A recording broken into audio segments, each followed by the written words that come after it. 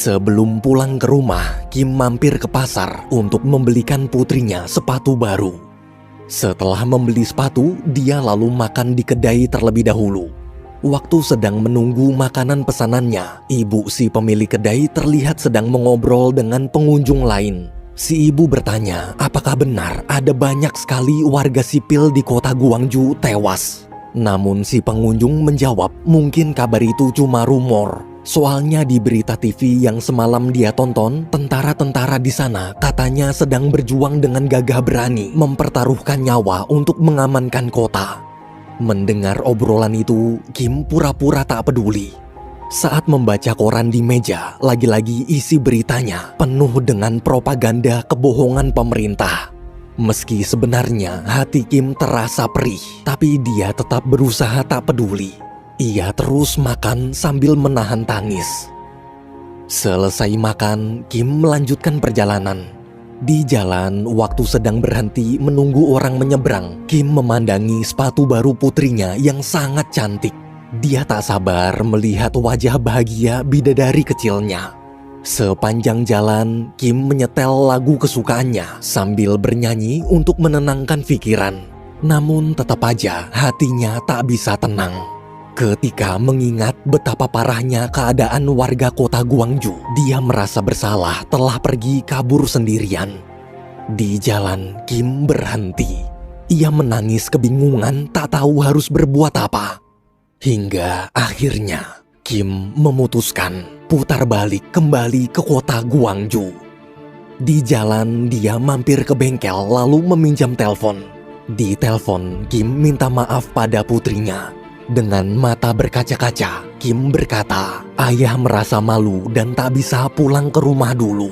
Sebagai supir taksi, ayah menyesal telah meninggalkan penumpang ayah.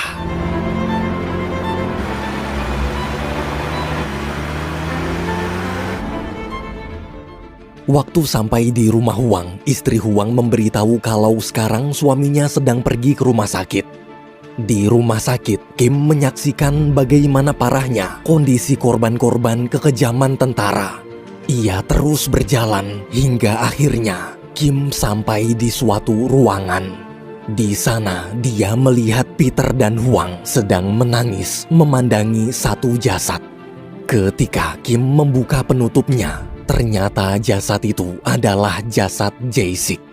Kim berusaha menahan air matanya sambil memasangkan sepatu Jae-sik yang terlepas.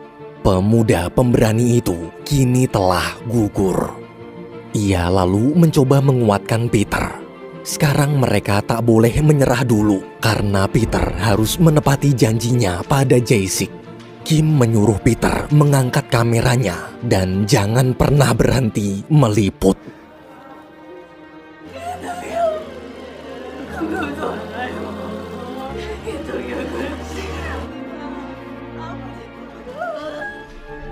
Saat sedang melihat kondisi korban-korban lain, tiba-tiba para supir taksi lokal datang menemui Huang dan mengabarkan kalau sekarang pemerintah sudah melampaui batas. Tentara-tentara menembaki warga sipil yang sedang berdemo dengan membabi buta. Huang bersama para supir taksi lain pun buru-buru pergi ke balai kota. Waktu Peter ingin ikut pergi, Kim menyuruh Peter naik taksinya. Kim berkata, sebagai supir taksi, dia tak akan pernah lagi meninggalkan penumpangnya. Mereka berdua datang ke kota ini bersama-sama, maka mereka juga harus pulang bersama-sama.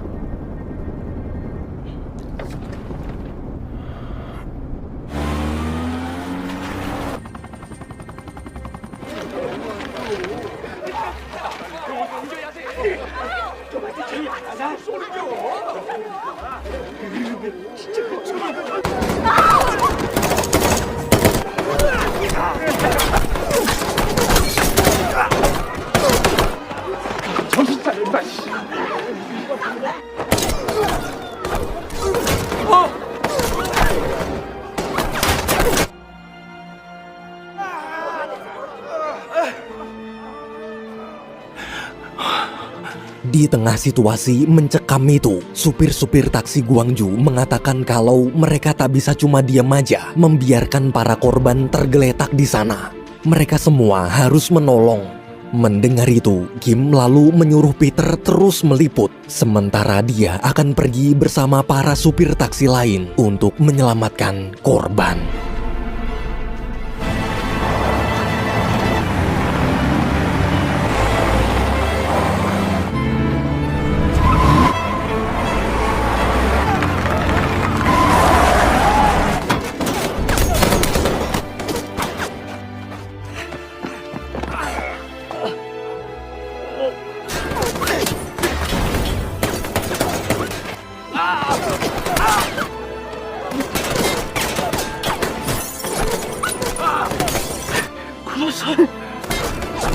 Sayangnya, meski taksi-taksi sudah mencoba menutup pandangan pasukan militer, namun masih banyak celah yang terbuka.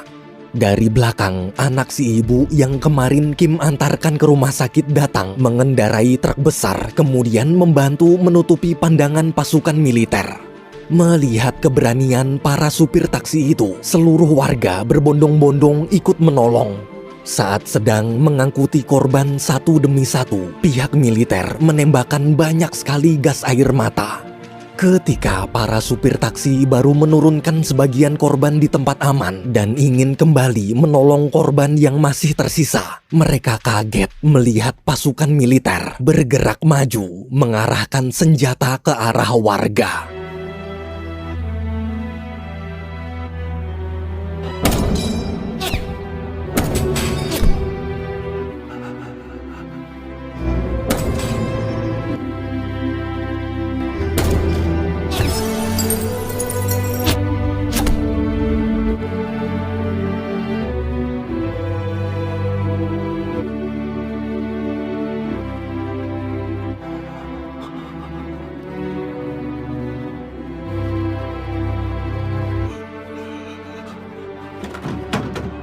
Ketika Peter dan Kim ingin menyerah, wartawan lokal datang lalu bilang rekaman yang Peter liput sudah cukup banyak.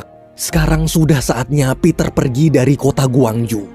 Mendengar itu, mereka berdua pun buru-buru masuk ke mobil. Tapi waktu mau jalan, komandan tentara serta anak buahnya memergoki dan mengejar.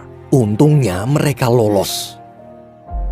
Namun saat melewati jalan pegunungan, mereka melihat tentara penjaga perbatasan telah menutup jalan keluar. Walaupun ketakutan, Kim mencoba tetap tenang. Kim menyapa penjaga dengan ramah sambil bilang kalau dia ingin mengantarkan penumpangnya yang sedang ada urusan bisnis. Sayangnya para penjaga tak percaya begitu aja. Seorang sersan pimpinan penjaga lalu menyuruh mereka berdua keluar dari mobil untuk diperiksa. Seketika suasana terasa hening. Peter dan Kim saling menatap satu sama lain dengan tatapan pasrah. Hingga waktu sersan memeriksa bagasi, dia menemukan plat nomor taksi dari kota Seoul. Kim pun ketakutan. Anehnya si sersan hanya terdiam. Dia malah bilang kalau dia tak menemukan apa-apa, kemudian menyuruh anak buahnya membuka jalan keluar. Melihat itu, Kim tak menyangka masih ada tentara baik. Ternyata kekejaman yang mereka lakukan hanya karena mematuhi perintah atasan. Sebagai mantan tentara, Kim mengerti sebenarnya mereka juga tak mau melakukan semua ini. Jauh di lubuk hati, tentara tetaplah menyayangi rakyat. Di sisi lain, komandan tentara bersama anak buahnya sedang dalam perjalanan naik mobil mengejar Kim. Komandan menghubungi penjaga dan memerintahkan untuk menangkap semua taksi yang keluar dari kota Gwangju. Beruntung para penjaga terlambat. Kim sudah tancap gas duluan dan berhasil kabur. Tapi saat situasi baru terasa aman, tiba-tiba dari belakang mobil komandan bersama anak buahnya menyusul lalu mengepung taksi Kim. Ketika Kim ingin ditembak, seluruh supir taksi kota Gwangju datang menolong.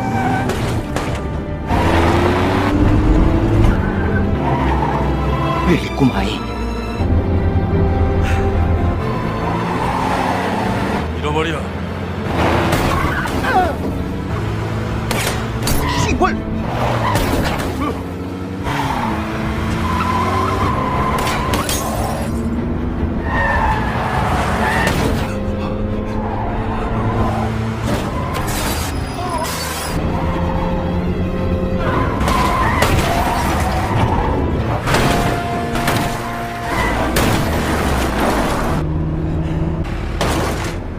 뭔 소리나, 씨. 미안하네.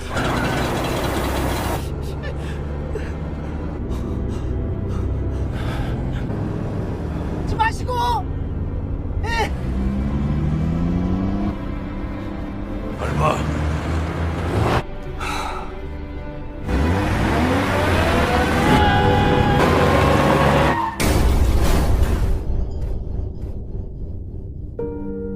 Berkat pengorbanan para supir taksi Guangzhou, Peter dan Kim berhasil selamat. Di bawah redupnya langit sore, sepanjang perjalanan, mereka berdua tak mengatakan sepatah kata pun. Mereka tak bisa senang, tapi juga tak ingin sedih. Kejadian yang tadi mereka lalui benar-benar menyayat hati. Peter kemudian menggantungkan kalungnya di taksi Kim sebagai kenang-kenangan. Sesampainya di depan bandara, Peter menyembunyikan gulungan rekamannya ke dalam kaleng biskuit. Sebelum pergi, Peter meminta Kim menuliskan nama lengkap serta nomor teleponnya. Mendengar permintaan itu, Kim lalu menulis nomor dan nama palsu yang dia baca dari tulisan di bungkus rokoknya, yaitu nama Kim Sabuk. Dalam bandara, Peter berterima kasih sambil memeluk Kim. Ia janji bila berita kebenarannya sudah tersebar luas, dia pasti akan kembali ke Korea untuk menemui Kim lagi. Kim di situ tersenyum dan menyuruh Peter belajar bahasa Korea agar nanti saat bertemu lagi mereka bisa lebih memahami satu sama lain. Ketika jadwal penerbangan tiba, mereka berdua pun berpisah. Waktu kembali ke mobil, hati Kim terasa sangat lega. Akhirnya dia bisa pulang ke rumah dengan bangga karena sebagai supir taksi, dia telah mengantarkan penumpangnya sampai tujuan. Sesampainya di rumah, saat mendengar suara mobil, Putri Kim langsung keluar memeluk sang ayah. Tanpa mengatakan sepatah kata pun, Kim hanya terdiam dan menumpahkan semua tangisan yang selama ini dia pendam. Hari demi hari berlalu di kantor media Jerman, terlihat para wartawan sedang menyaksikan berita TV tentang kejamnya pembantaian warga sipil di Korea Selatan. Berita itu kini telah tersebar luas ke seluruh penjuru dunia. Berbeda dengan wartawan lain yang sibuk berkomentar, Peter hanya terdiam, menahan perih. Beberapa bulan kemudian, ketika Peter kembali ke Korea untuk menemui Kim lagi, rekan wartawan lokal kenalannya bilang kalau dia sudah berusaha mencari kemana-mana, tapi tak ada satupun orang bernama Kim Sabuk. Nomor telepon yang tertulis juga tak bisa dihubungi. Mendengar kabar itu, Peter kecewa. 23 tahun berlalu, tepatnya di bulan Desember tahun 2003, Peter kembali berkunjung ke Korea lagi. Peter terlihat sudah tua dan kini keadaan di Korea Selatan sudah damai. Negara itu sekarang sudah berubah menjadi negara demokrasi, di mana setiap warga negara memiliki hak kebebasan berpendapat. Tujuan Peter ke sana adalah karena dia terpilih menerima penghargaan sebagai wartawan paling berpengaruh di Korea. Dalam pidatonya, Peter menceritakan sedetail mungkin kisah perjuangannya waktu dulu dia meliput kota Guangzhou. Ia menceritakan bagaimana perjuangan warga sipil, petugas medis rumah sakit dan mahasiswa, terutama perjuangan pemuda pemberani bernama Jae-sik. Ia juga tak lupa menceritakan bagaimana pengorbanan para supir taksi. Namun di antara banyaknya kenangan yang dia ingat, ada satu orang yang sangat dia rindukan, yaitu seorang supir taksi sahabat baiknya bernama Kim Sabuk. Peter mengatakan dia tahu Kim sengaja menulis nama dan nomor telepon palsu karena dia tak ingin dianggap sebagai pahlawan. Tapi walaupun nama Kim Sabuk adalah nama palsu, Peter tetap akan selalu mengingat nama pahlawannya itu sampai kapanpun. Malamnya di kota Seoul, terlihat Kim baru sampai mengantarkan seorang mahasiswa pulang kuliah. Saat turun, si mahasiswa minta maaf sambil bilang dompetnya ketinggalan. Mendengar itu, Kim hanya tersenyum lalu menyuruh si mahasiswa hati-hati di jalan pulang. Sama seperti Peter, kini usia Kim juga sudah tua. Semenjak kejadian di kota Gwangju dulu, cara Kim memandang hidup telah berubah. Sekarang baginya, uang bukanlah segalanya. Meski cuma supir taksi, tapi dia menjalankan tugasnya dengan sepenuh hati. Dalam taksinya, Kim juga tak pernah melepaskan kalung kenang-kenangan pemberian Peter. Waktu mau jalan di bangku belakang, dia tak sengaja menemukan koran milik penumpangnya yang ketinggalan. Di koran itu ada foto dan kata-kata yang Peter ucapkan tentang Kim di pidatonya tadi siang. Kim pun tersentuh. Ketika melihat foto Peter, Kim tertawa sambil meledeknya. Ternyata sekarang mereka berdua sudah sama-sama tua dan keriput. Saat sedang mengenang masa lalu, dari belakang ada penumpang baru masuk. Dengan sigap, Kim langsung mengantarkannya ke tujuan. Mungkin di dunia ini, orang-orang hanya menganggap Kim supir taksi biasa. Namun sebenarnya, supir taksi biasa itu adalah pahlawan tanpa tanda jasa. 갇혀있던 미로 속에서 마주해